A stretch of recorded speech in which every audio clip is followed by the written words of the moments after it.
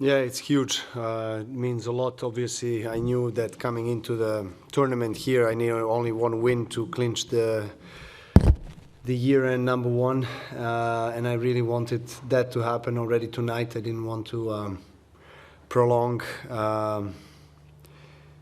in a way, the situation and complicate in a way this particular goal. So I'm really glad that I managed to do that tonight. It's always has been a huge objective and huge goal of mine, you know, to be number one in the world. Other than Grand Slams, that's what counts the most. And to finish off the year as number one in the world at this stage of my life and career is something really amazing. At the beginning of the year, I really wasn't prioritizing that, I must say. You know, I was prioritizing more Grand Slams. And because of the great results, particularly in Grand Slams and the accumulated points, I think I put myself in a very good position to fight for year number one. And winning Paris, you know, put me in a great position. So I really went for it. So, you know, anything that happens from this moment onwards, I guess, in this tournament is a bonus for me. Hello, Novak. Tennis project Voice. What was the most difficult moment in this match? And could you explain, please, how do you push yourself in these moments? Well, there were a lot of difficult moments. It was very challenging to play Holger, who I thought was on a very high level tonight. He had a very clear game plan, and you could see that he was very sharp, very aggressive from the beginning, taking every chance he had to come to the net. He served very accurately, very precise, very strong. It was very difficult to find any, let's say, holes in his game tonight. So I really had to work very hard and battle, which was the case to get the win. You know, it lasted more than 3 hours. One of I think, the longest match that I ever played here. So I'm very glad that I managed to overcome this challenge, because I felt like Holger was, you know, close, if not his best, but then close to his best. So every time when we face each other, it's always, you know, very close match. We play very similar styles of tennis, so I think that's also probably the contributor to close matches. There was extra tension for me, I think, knowing that a win would clinch me the year number one. So I was feeling that and frustrated at times tonight. But, you know, in the important moments, I guess when it mattered, I found the right solution to win. I know Simone Interno, Eurosport Italy. 1:45 AM, perfect time for a technical question. I would like to ask you, from a technical side, what are the strengths that Yannick has that Holger doesn't have in your next match, of course, is going to be against Sinner. So I would like, from a technical point of view, what are the upper channel you're going to change in your life? Well, I mean, Yannick probably has a better forehand, I would say. But, you know, Holger of tonight played on extremely high level. I think Holger of tonight could win against Sinner and against anybody that he would face on the court. So it would be very interesting to see how he matches up with other players in the group. But, I mean, Yannick obviously is in a great form. He's been playing maybe tennis of his life this year, best season of his career. Obviously playing at home, the Italian crowd helps a lot, boosts his confidence and give him in a way, wings to play his best tennis, which he did today. I saw a little bit of his match against Tsitsipas. He played great, very solid, good serves, you know. And well, Yannick is, you know, one of the fastest and strongest hitters from the baseline out there in the world that we have and that we had for the last couple of years. You know, I know his game very well. I never lost to him, but you know, we had some really close matches. Last time we played in semis of Wimbledon, obviously. So, yeah, I'm going to obviously prepare myself well for the match. I know what to expect. I can expect the highest of him with, of course, the support of the crowd. It's going to be nice, you know. I think for the tournament, us facing each other, I think we're both in great form, and let's see what happens. Considering what you've achieved achieved this year 3 majors, point from a fourth, tying the all-time record of majors of 24. Now the year end for the 8th time, 400 weeks coming up. Would you say this? Would you think this is the best year of your career? One of the best years. No, I wouldn't say the best, but one of the best. I mean, the fact that I've won 3 out of 4 slams and played the final of the 4th, and it's still not the best year of my life. It's quite quite nice to have that kind of situation. But it's definitely one of the best seasons. I mean, I had a couple of years, I think 3 times that I won 3 out of 4 slams in a season, like in 2011, 2015. And in those years, I won more matches. I mean, I played more tournaments, and I was really, I mean, feeling very dominant on the tour. So it's quite different circumstances this year comparing to all the other years, because I played 10, 11 tournaments this year. I played very little, least of anybody. And I just managed to peak at the right tournaments at the right time, and that's what matters to me, really. So, I mean, Grand Slam season, one of the best for sure. Overall, also, especially in the last couple of months, I haven't lost a match since Wimbledon. So, I've been feeling great on the court and playing really well. But it's hard to compare.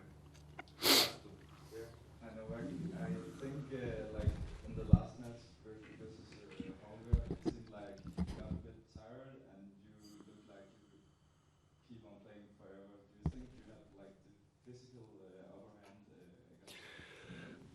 I don't know. I'm not sure if he got really tired. I mean, obviously we had some grueling exchanges, physically demanding games, and of course you get tired in those moments. But I think he's a very fit player, and he works very hard to be able to play for many hours on the court. So I think that he didn't seem very tired at the end of the match. Of course, I made a break in the third and finished with 6-3, but the break that I made at 3-2 for me in the third, we had some very long rallies and another long rally at the break point. So I just didn't get a sense that he was maybe physically struggling. It's just, I guess the competition and in the heat of the moment, sometimes you get the kind of shots that you want, sometimes you don't. And I just served out well, I think, especially in the last game. But yeah, every single match we play against each other is a marathon now. I mean, it's amazing. I mean, he's incredibly dynamic player, very quick, very powerful, so aggressive.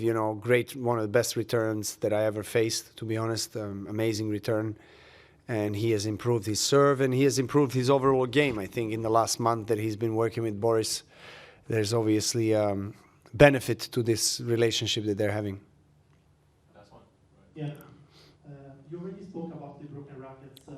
I mean, indeed, you said it's something not to be proud about, but from a pragmatic point of view, more than an educational one, it's sometimes for a player or for you something that you need to restart with something useful also. I mean, some people are saying that it's, if you want to use that word, pragmatic for me to do that, because then I can release whatever tension I'm holding and frustration and move on. Maybe that was the case tonight, but I wouldn't encourage anybody doing that. Neither do I encourage myself, and I'm not happy. I'm not happy with that. I definitely don't like that I've done that, but I've done it, and that's it. I have to take responsibility. But yeah, I guess in some cases it has happened in the past where I do that and then come back playing more freely, I guess, just letting go. There are different ways, maybe smarter ways to let go of the frustration than breaking a racket. Thank you. Thank you. That's your question. I will start myself, actually, Holger. That was a tough match. If you can please walk us through tonight.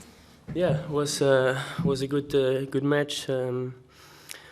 I thought we both started well on our serve. I managed to break him early. He broke me back, so it was pretty even the first set. I think I had chances to go up 3-0 in the second set. He didn't do it. He managed to come back, so it was a tight set. But yeah, managed to take the second and make it exciting. And another great battle against Novak.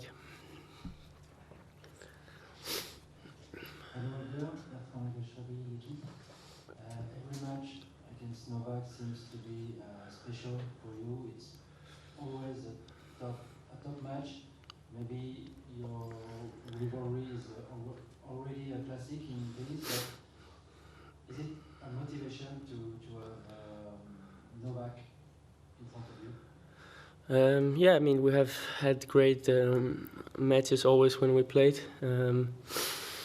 Yeah, unfortunately I couldn't do it today, but that's how it is. I have to just look forward and take the things out of the match I was happy with, take the things out of the match that I wasn't happy with, and go back to the practice tomorrow and try to make them better. But I thought it was a higher level match than in Paris, so that I'm glad. The result was pretty similar, I would say, than like in Paris. But for sure, it's great. I mean, Novak is amazing player.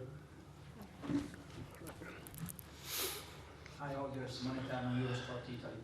Novak in Italian at the end of the match and the interview you had on court, he said that playing against you is like playing against a mirror because you have very similar styles.